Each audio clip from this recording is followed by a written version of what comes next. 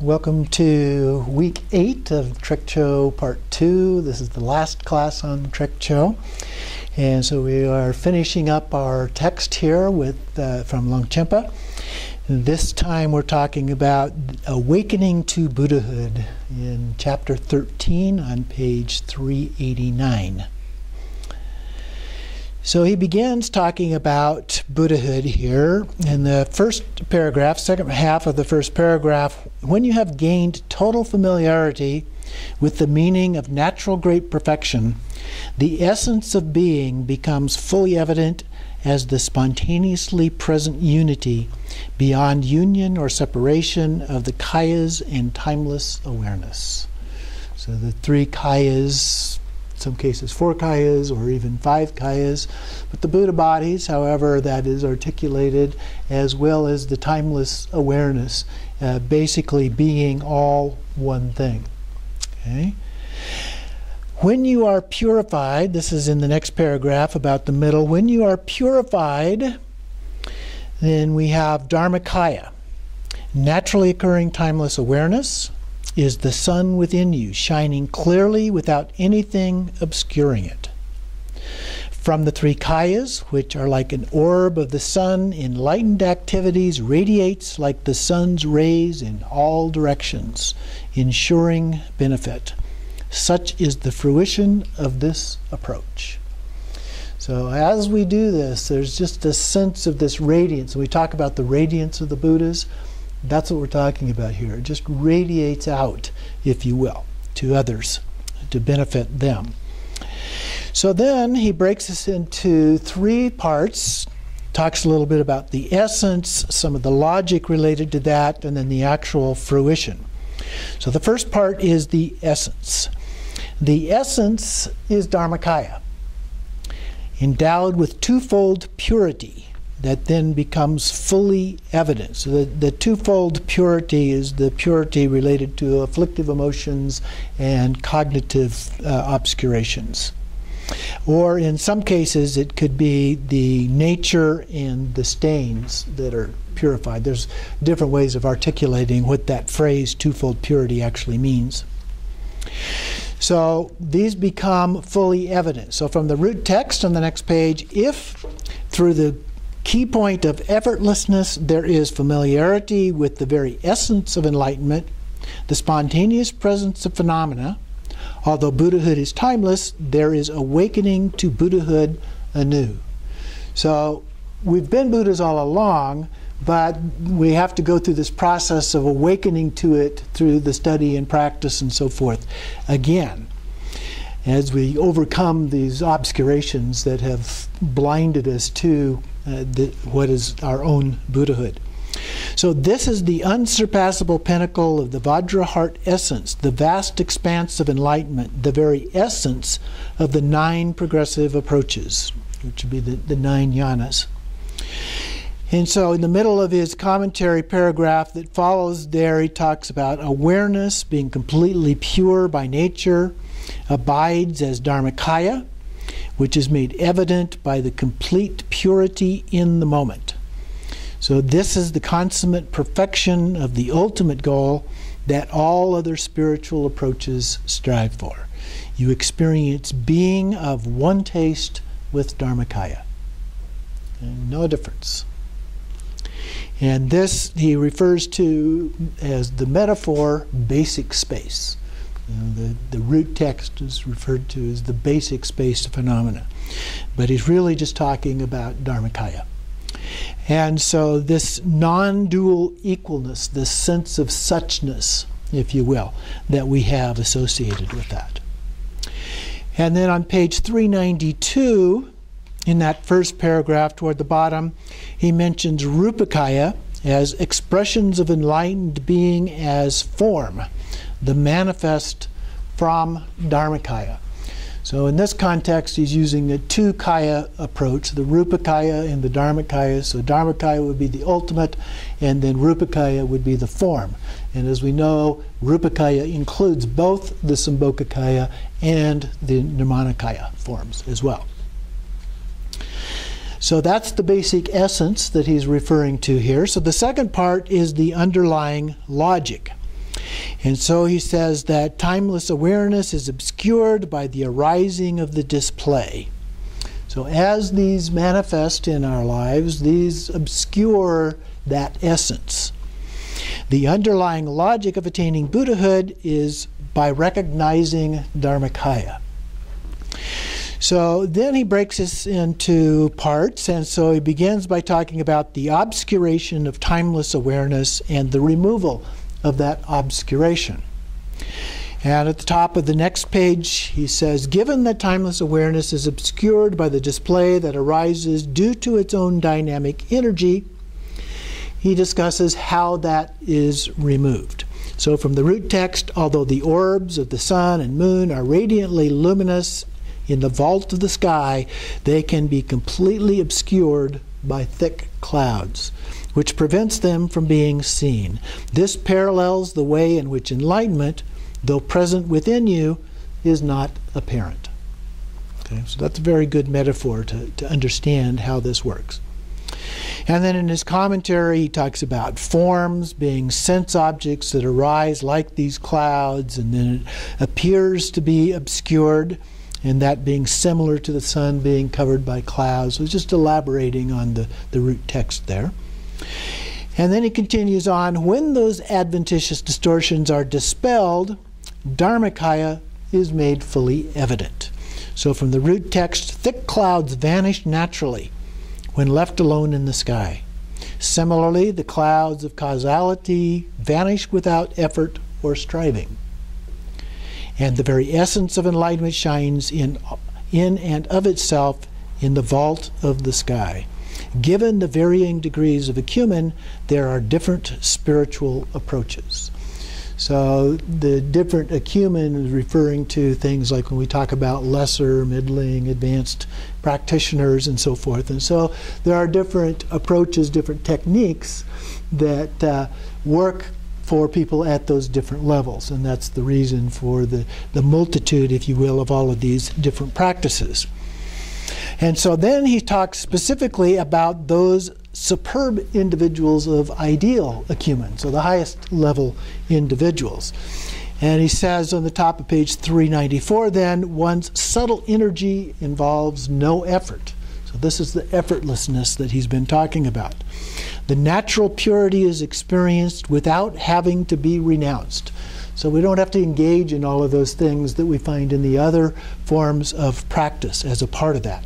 And then Dharmakaya just naturally arises out of that. And then at the bottom of the page, as for the way awareness becomes obscured by the display, and then from the root text, the essence is like the sun shining clearly in the expanse of the basic space of phenomena. Everything arises without bias due to its dynamic energy, which is like the sun's rays.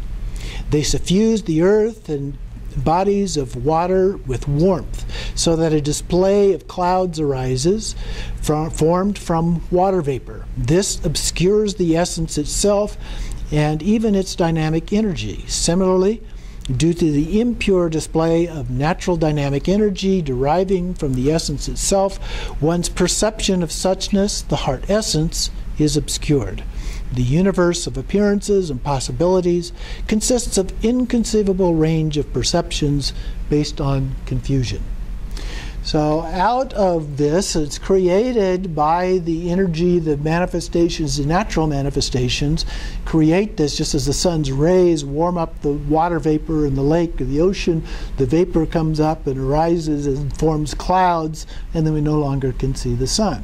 So from that initial energy, these obscurations in ourselves, from our own mind, come up, and we begin to question things and challenge things and look at things in different ways. Much as a child, when they're born, have this oceanic, they talk about the oceanic experience where they can't differentiate between themselves and their surroundings. And it's only through the process of learning that they differentiate between me and it, the self and other. So it's a learning process that we go through that's very related to the actual experience of this lifetime. And in that process, we begin to create, as we learn, so to speak, we learn more and more obscurations, is what we're doing. We're creating labels. We're creating differences in terms of good and bad. We're creating all of these things that are beyond the essence of that itself.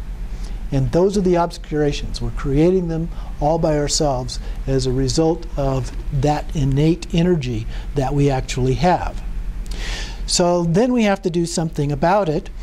Well, he says here that there are three aspects of ordinary body, speech, and mind that obscure the enlightened form or body, speech, and mind.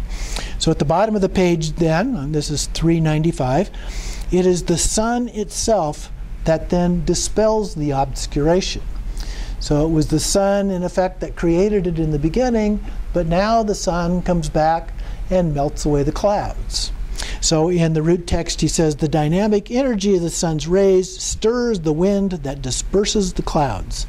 Similarly, with the realization of the very essence of being, its display is experienced as its adornment. Continuing on the next page, confusion, which has always been free, is now free in its own place. Confused perception and reification are purified in basic space without having to be renounced. You have no idea where they have gone. Poof, magic. It's gone. We don't know where the clouds went, they just disappeared. The spontaneously present sun shines as the kayas in timeless awareness in the limpid sky. It does not come from somewhere else, but is simply awareness's own pure manifestation. And then down below the first long paragraph there in the commentary, those with the highest degree of diligence can in this material world, or in this lifetime, be purified of the experience of the physical body in the material world, and instead experience the three kayas as awareness's own manifestations. And so Dharmakaya then arises as Sambhogakaya, which is also Nirmanakaya. So the three as one. So Dharmakaya as basic space does not deviate from the true nature of phenomena. There is no basis for labeling as Buddhahood anything that has ever existed as some distinct substantial entity.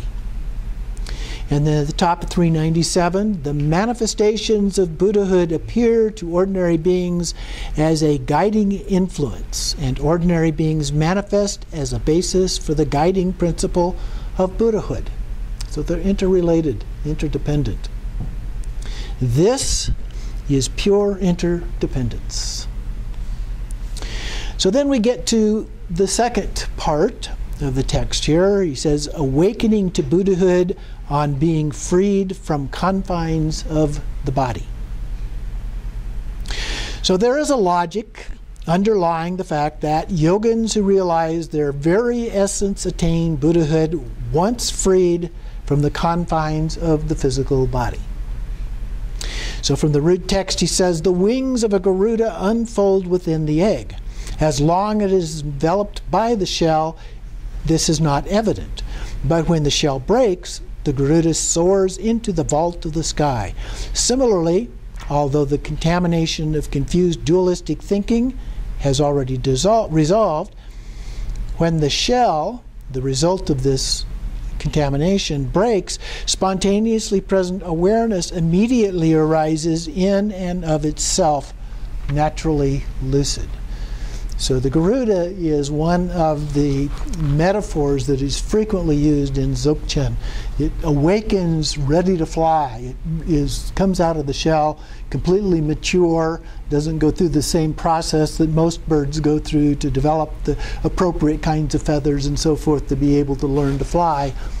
It can fly immediately, almost like an airplane. It comes out of the place where it was constructed. We put in a little bit of fuel, off it goes. And no learning process for that once it's ready.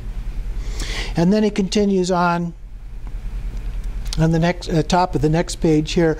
The vast perspective of the kayas and timeless awareness fills the sky of basic space. With recognition of the very essence of being comes freedom within the expanse of Samattabhadra. So again, we talk about the personification of Samattabhadra, but Samattabhadra is none other than Dharmakaya, this timeless awareness. So in his commentary below, he talks a little bit about contamination, and we perceive this as dualistic confusion. And then about the last third or more of that paragraph, he says, so the enlightened qualities of the kayas in timeless awareness cannot actually manifest to any great extent.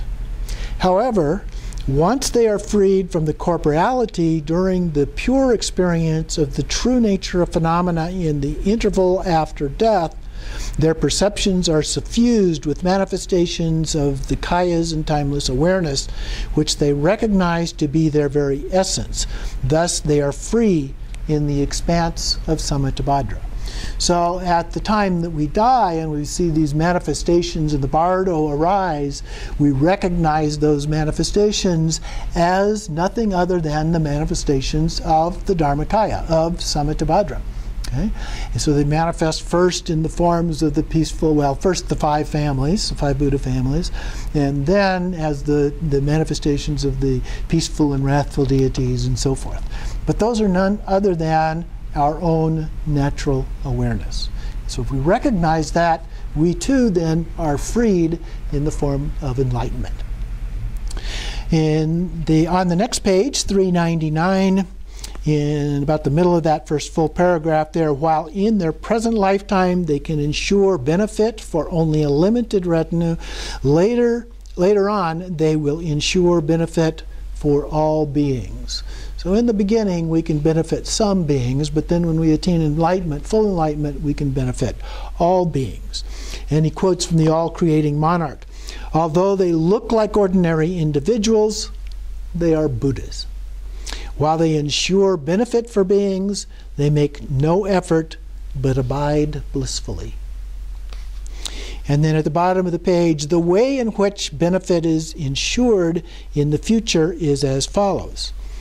From the root text, since the display of responsiveness is immeasurable throughout the 10 directions, emanations issue forth to ensure total benefit for beings. Enlightened actions are revealed for as long as samsara exists. This is impartial responsiveness, dynamic energy arising from the naturally settled essence of being, so that through its display there is abundant effort for others. So he comments on that then. Once awareness's own manifestations are evident as the blissful state of enlightenment, your perception of the true nature of phenomena in the interval after death dissolves into ordinarily pure Dharmakaya, and you abide uniquely in indivisible Dharmakaya. And so if that's done at the first moment of death, that's the recognition of the clear light, none other than Dharmakaya. And so we have the child Dharmakaya, or child clear light, if you will, which is our idea of what clear light is through our meditative experience and so forth. And then we recognize the real deal, if you will, the mother clear light. And in recognizing that, that's this moment of enlightenment that he's referring to here. And then in the next paragraph, spontaneously present responsiveness and the pure karmic tendencies of beings who are to be guided allow for countless emanations to appear under any circumstances to guide in a way necessary without straying from the context of Dharmakaya. These emanations manifest in worlds in which beings have given rise to the fundamentally positive traits that permit them to behold Buddhas. So these would be the people who've advanced enough in their practice to be able to see the Sambhogakaya forms of Buddhas. This is the display of responsiveness. Arising in all realms throughout the boundless reaches of 10 directions, it ensures uninterrupted benefit for others for as long as samsara is not emptied. It occurs spontaneously, without effort or striving. So So the third part, he breaks here into ensuring benefit for beings once one has awakened to Buddhahood. So how do we ensure this benefit that he's been talking about here? So the underlying logic, he says, is as follows. From the root text, although the impure display, along with all it entails, thoroughly subsides, emanations manifest for beings in impure states. They arise out of the responsiveness of teachers, a power that is simply so, and the pure karma and aspirations of beings with positive minds. So those who have developed a level of being able to do this are able to then share that with others, even though they may not be pure yet, but they're in the process of achieving that level of attainment. And then they're able to share and teach, as all of us can do, with others, and help them and benefit them along the way. So he comments then, when one abides entirely at peace within Dharmakaya, it is very essence, in its very essence, it is beyond being manifest or not, beyond any plan or action. Continuing on the next page, 402, with his commentary down below that first quote there, with the unique state of Buddhahood being of one taste with Dharmakaya, the two aspects of Rupakaya manifest, and so benefit is ensured for beings by the spontaneously present qualities of timeless awareness and responsiveness.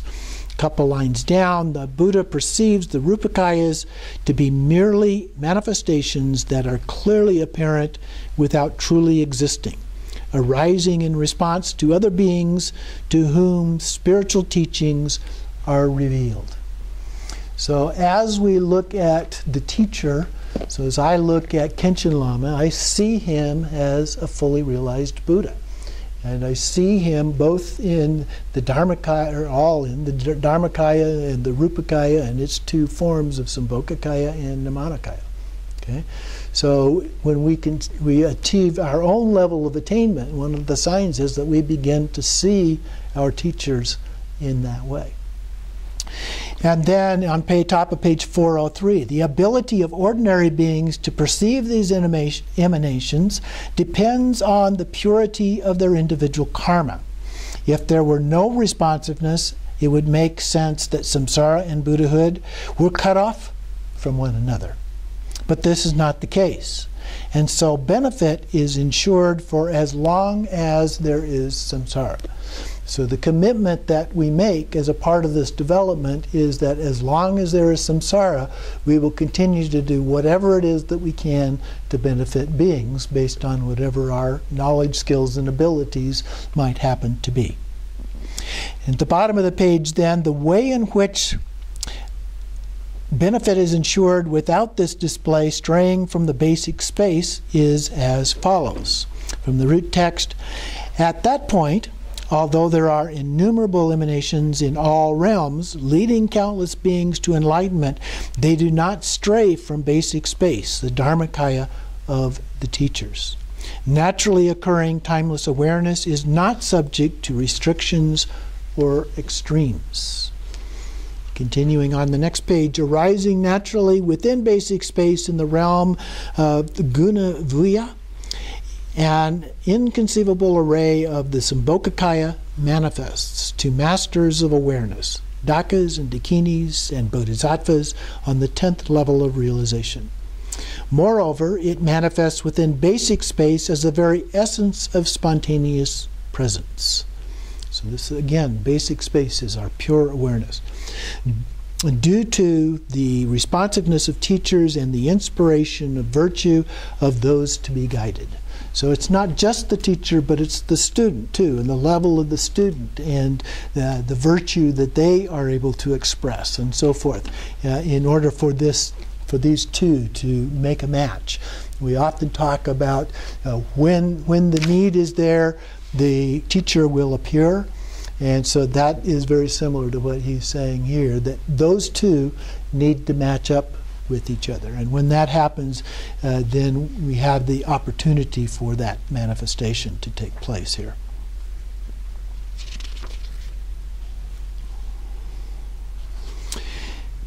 So then, the commentary below that, when you are purified and perceive the mandala of the three kayas, the mind attains dharmakaya, speech attains sambhogakaya, and the body attains nirmanakaya. So we often talk about those as dharmakaya representing the Buddha's mind, and the sambhogakaya, the Buddha's speech, and the nirmanakaya, the Buddha's body. That's what he's referring to here. Down about 4 lines, this is not true causality in which something is created by something else. Nevertheless, since the transformation arises on the strength of purification, it is explained in terms of what is to be purified and what results from the purification. So it looks like there's a causal relationship that's going on here. This affects that and results in such and such. But he's saying that's a little bit of an illusion. That's just the way it appears to be. That's not what's really happening. You're not actually creating anything in this process.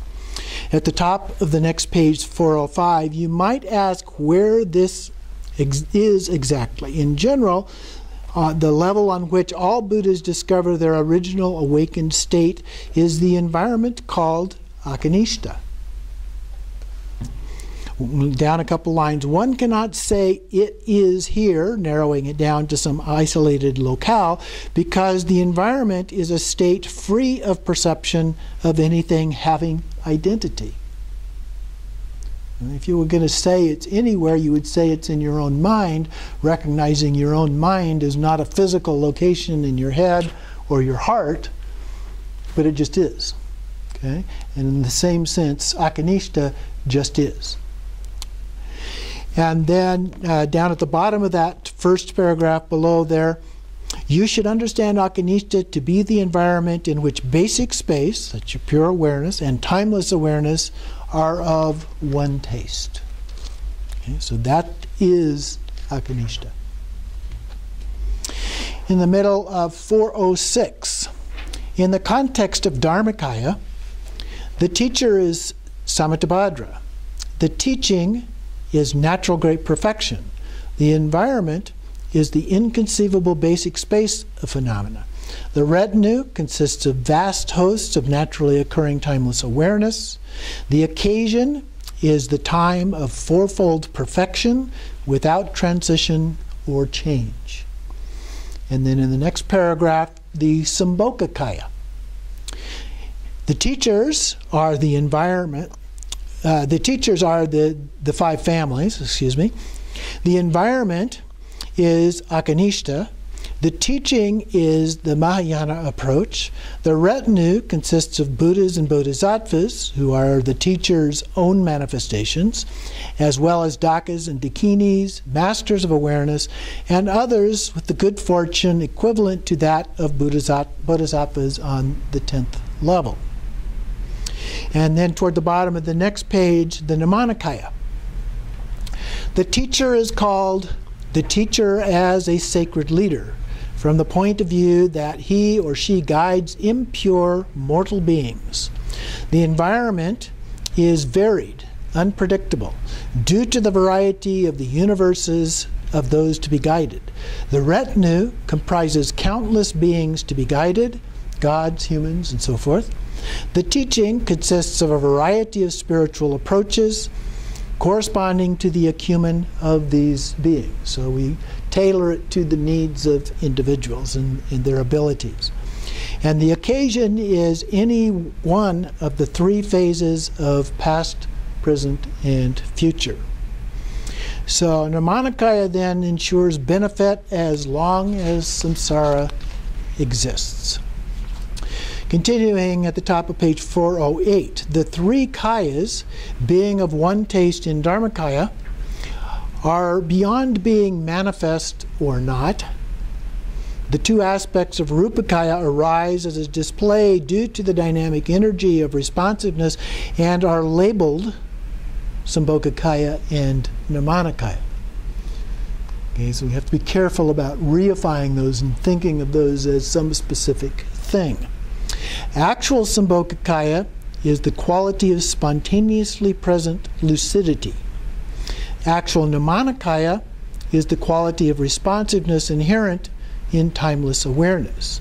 So the three kayas actually constitute inseparable unity. So if there's one, we have the others. They're always there together. And then below the quote, that is to say, Dharmakaya is the empty essence of being, awareness. It's just pure awareness. And then Sambhogakaya is the nature of being, lucidity.